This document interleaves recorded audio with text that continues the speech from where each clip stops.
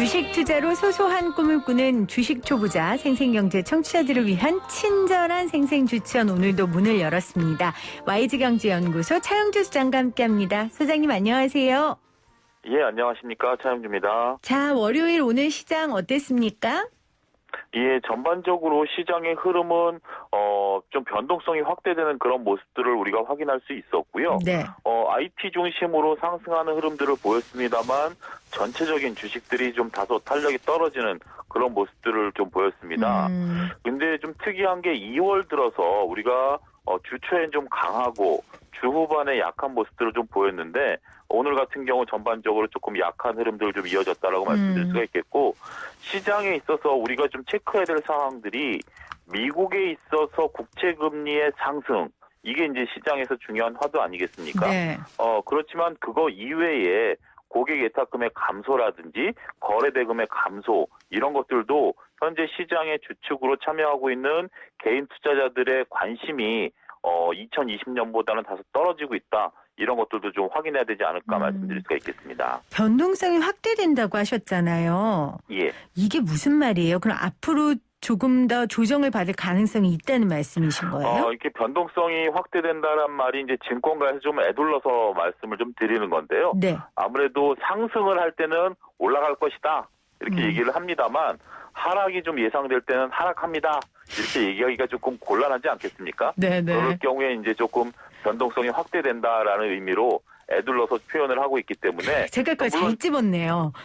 예, 잘 찍으셨어요. 네. 그뿐만이 아니라 다른 이제 증권이라든지 뭐 유튜브에서 많은 이제 소위 그 관계되시는 분들이 뭐 하락한다라는 용어는 거의 금기시된 용어다라고 좀 말씀드릴 수가 있겠습니다. 네네. 그런데 변동성이 확대될 것이다라고 한다라면 여러분들께서는 조금 조정을 받을 수가 있겠구나.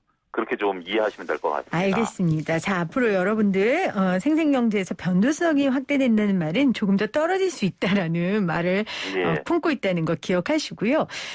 그 쿠팡 뉴욕 증시 간다는 것 때문에 쿠팡과 관련된 기업들과 관련된 주식들도 막 올랐잖아요. 그렇죠. 이런 것도 테마주예요?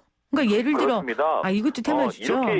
이렇게 이해하시면 될 것 같아요. 쿠팡과 관련해서 그 관련주들이 올라간다라면 쿠팡이 우리나라 돈으로 약 한 1조 정도의 이제 뉴욕 증시에 상장할 것으로 보여지는데 네. 이게 이제 55조까지 가치가 있다라고 보인다라면 쿠팡의 이제 지분을 갖고 있는 회사 같은 경우는 상당히 높은 수익을 거둘 수가 있겠죠. 특히 쉽게 얘기해서 손정희 회장 같은 경우 3조를 투자해서 21조를 거둘 수가 있다라고 하니 네. 뭐 그런 주식에 투자하는 것은 테마주는 아닐 수 있습니다. 하지만 우리가 쿠팡이 뉴욕 증시에 상장한다 그래서 쿠팡을 한 번 이용할 걸 3번 이용하는 것도 아니고요. 뭐 클릭을 한 번 할 걸 2번 할 것도 아니기 때문에 그렇죠.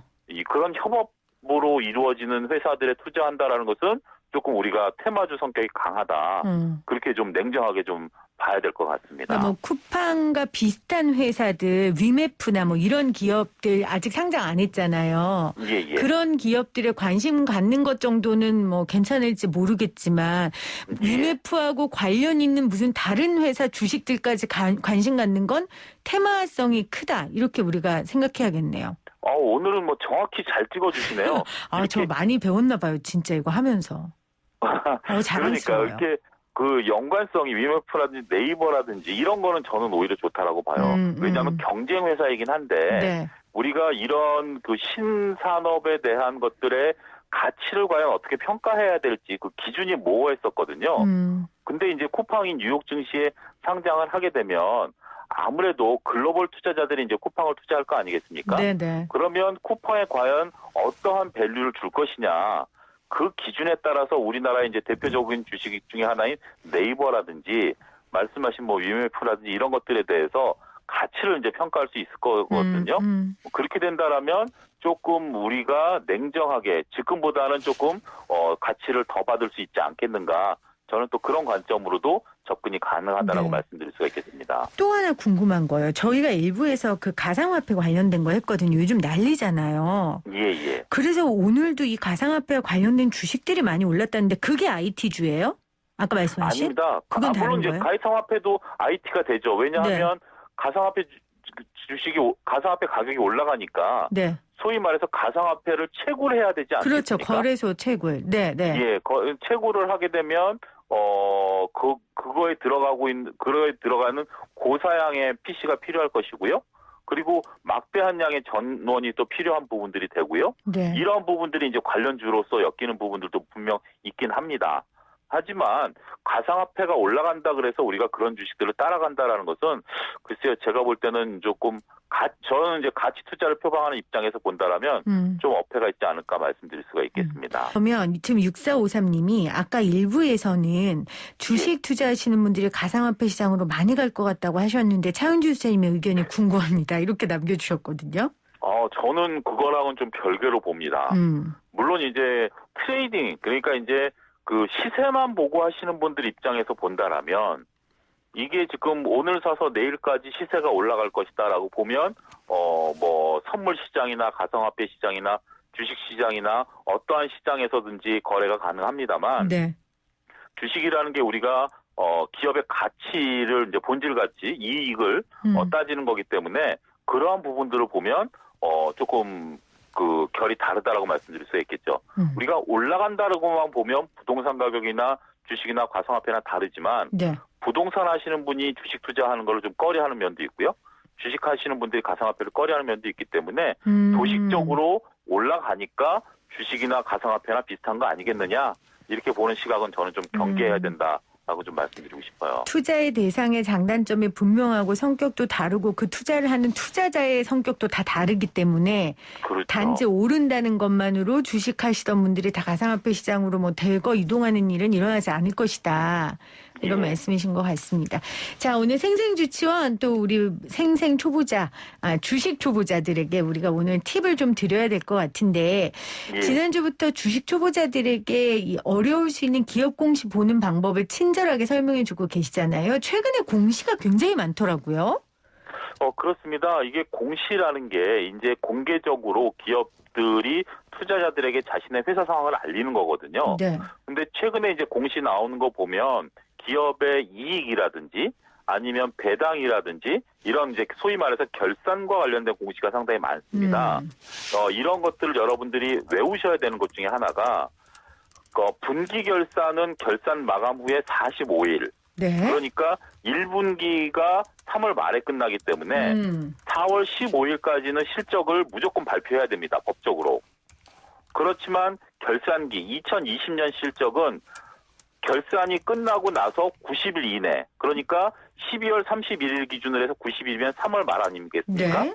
3월 말까지 실적을 무조건 법적으로 공시를 해야 됩니다. 네. 이거를 공시를 안 하게 되면 불성실 공시법인에 지정이 되고요. 그렇게 되면 상장 폐지 요건이 되거든요. 따라서 이 법은 엄격히 지켜야 되고 이 숫자는 여러분들이 외우셔야 됩니다. 그렇게 해서 지금 이제 3월 달에 들어가다 보니까 이제 주총이 주로 이제 3월 말에 열리게 되거든요. 결산을 끝내야 되니까. 네. 90일 동안 결산하고 주총까지 열라라는 거니까 그동안에 이제 실적이라든지 아니면 배당을 몇 프로 주겠다 이제 이런 얘기들이 나오고 있는데 이와 관련해서 금융감독원이 좀 이런 내용들을 좀 들여다보겠다라고 지난 21일 날 발표를 했습니다. 지금까지는 안 들여봤어요? 아니요. 발표를 들여다보긴 했는데 네. 이런 적정성을 좀 중점 점검한다라고 이례적으로 발표를 했습니다. 이례적으로? 예. 이런 사항들을 이제 보면 우리가 이제 그 외부 감사 그러니까 그 상장 법인 같은 경우는 외부의 감사를 받아야 되거든요. 그렇죠. 예, 외부 감사를 받는데 외부 감사를 받는 부분들에 대해서 과연 적절하게 기준을 잘 사용을 했는지 그런 부분들을 좀 들여다보겠다라는 겁니다. 알겠습니다. 자, 지금까지 해주신 말씀 조금 정리를 하면 결산과 관련된 공시가 있는데 분기 결산은 마감 후 45일, 연간 결산은 90일이라고 하셨죠. 네. 그래서 그렇습니다. 이 주식 투자를 하시는 분들은 이 회사의 분기 결산과 연간 결산을 꼭 챙기셔야 되고, 이런 때에 나오는 것들 중에 하나가 이제 외부 회계 감사 결과 맞나요? 결과인데 여기서 네. 굉장히 중요한 사실을 제가 말씀을 좀 드릴게요. 네. 외부에서 이제 감사를 하게 되면 이제 외부 회계 법인 우리나라 뭐 굉장히 유명한 회계 법인들이 있지 않습니까? 네. 이런 회계법인들이 들여다봤으면 결과를 얘기를 해야죠. 그렇죠. 이걸 들여다보니까 네 가지 중에 한 가지를 꼭 얘기를 해야 됩니다. 법적으로. 적절하다라는 의견이 있고요. 한정적이다라는 의견이 있고 부적절하다라는 또 의견이 있고 의견을 거절하겠다 이런 의견이 있습니다. 이거 삼바할 때 좀 많이 배웠던 것 같아요. 들었던 것 같아요. 예, 이 네 가지 중에 하나를 하는데 네. 여기서 이제 여러분들이 적정하다라고 하면 이게 회계적으로 적절하게 잘 됐다라고 통과가 된 거고 그 외의 것들 한정적이다라고 한다라면 조금 문제가 있다라는 거고 뭐 부적절하다라는 것은 뭐 당연히 그런 용어고 내가 의견을 거절하겠다 이거는 내가 자신 있게 이 회사 회계 기준이 맞다라고 얘기할 수 없다 이제 이런 내용들이거든요. 그렇죠. 근데 여기서 투자자들이 혼동이 생깁니다. 이게 뭐냐면 적절하다라고 하면 이 회사는 좋은 회사야.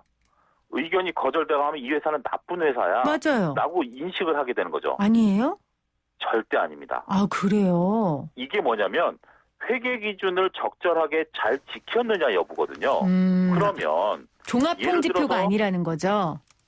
예를 들어서 나쁜 회사가 우리 회사 나빠요 라고 얘기를 하면 그건 적정 의견이 나옵니다. 그러니까 정직하게 하면 적절하다라는 게 우량하는 걸 의미하는 게 아니라 회계 기준을 잘 지켰느냐라는 의미예요. 아하. 그러니까 약간 좀 결이 다르죠. 그런 것들을 여러분들이 이해를 하셔야 되고 물론 어쨌든 회계 기준을 잘 지켰느냐 여부에 따라서 의견 거절이 나오면 상장 폐지 요건이 됩니다. 네네. 유예 기간을 좀 두긴 합니다만 따라서 여러분들이 이런 내용들을 그냥 무시할 것들이 아니라 특히 코스닥 같은 경우 이러한 의견들이 때문에 상장 폐지되는 게 연간 한 10개 정도가 나와요.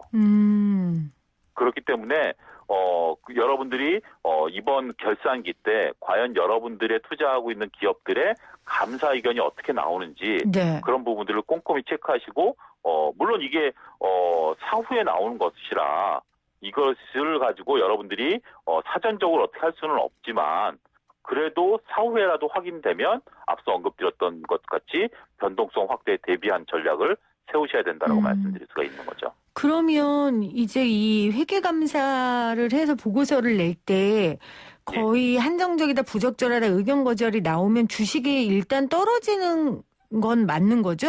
순간적이더라도. 그렇죠. 주식은 그렇죠? 폭락하게 되는 게 현실이고요. 네. 주식이 폭락했을 때 이제 물론 유예 기간을 줍니다. 네. 뭐 회계를 다시 하라라든지 감사를 다시 하라라고 하는데 그런 것에 희망을 갖지 마시고요.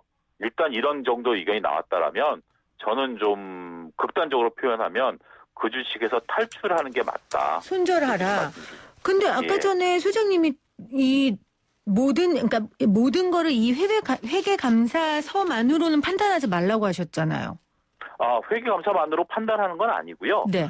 회계감사가 잘못됐다라고 하면 우리가 이제 기업에 있어서 가장 믿어야 되는 것들이 재무제표 아니겠습니까? 네네. 그리고 이제 이러한 재무제표로 인해서 매출과 영업이익을 작성을 한 건데 그러한 것들을 잘못 기재했다라는 것이기 때문에 회사가 어떻게 돌아가고 있는지 파악이 불가능하다라는 거죠. 그러니까 이게 우량하냐 아니냐는 것은 논외로 치고 네. 과연 이 회사가 잘 돌아가고 있는지 우리가 회계적으로 감사를 해야 되는데 우리가 미생이란 드라마에서도 유명한 그런 명대사가 있지 않습니까? 회계는 기업의 언어다라는 용어가 대사가 있는데 네. 회계가 기업의 언어인데 기업의 언어가 제대로 작동되지 않는 기업이다라고 본다라면 우리가 어떤 가치에 투자를 할 것인가 네. 그렇게 반문할 수밖에 없다라는 거죠. 알겠습니다. 지금 문자로 7249님이 연간 결산 90일이라 작년 4분기 배당이 입금이 안 된 거군요. 처음 알았습니다. 이렇게 문자 보내주셨어요. 예, 그 배당은 주총이 끝나고 나서 보통 한 달 정도 걸립니다. 그러니까 4월 달이나 5월 달에 입금이 되니까요.